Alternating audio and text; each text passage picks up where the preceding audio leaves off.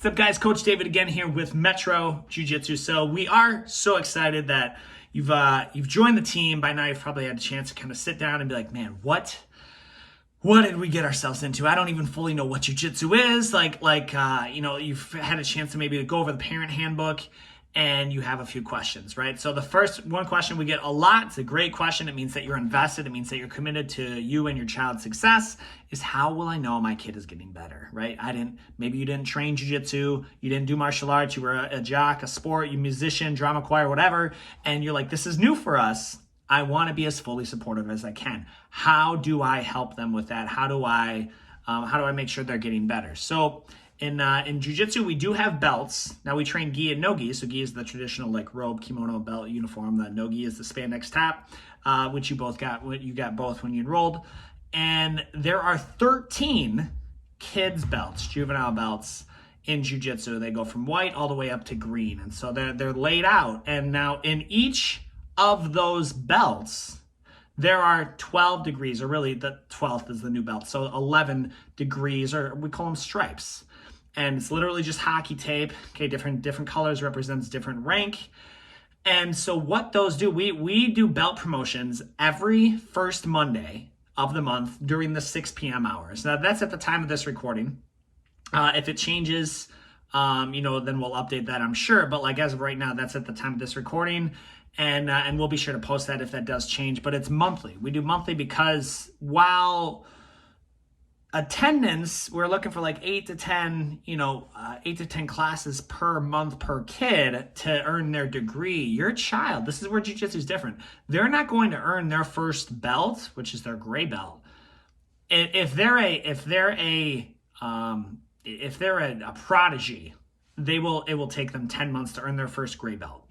So the reason being is that, we don't do juvenile black belts here. We don't do junior black belts. According to the IBJJF, you have to be at least 19 years of age to even earn a black belt. So that's that's one reason. It just takes much longer, but we do more stripes. So we do stripes, and there are, just in case, if you do a deep dive, the coaches can choose. We govern and are guided under the IBJJF, which is the International Brazilian Jiu-Jitsu Federation. And so you have choices. You can do 4 stripes per belt. You can do 3 stripes per belt, or which we follow, you can do 11/12, because the 12th being the new belt, stripes per belt, per kid's belt. And we used to do 4.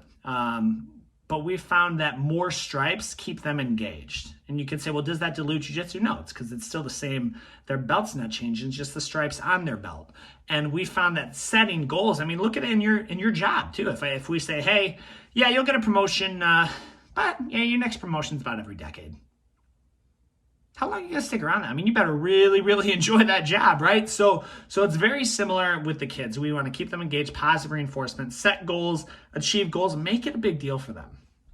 And their first belt, their first stripe, you may think, hey, I don't feel like they know any jiu-jitsu.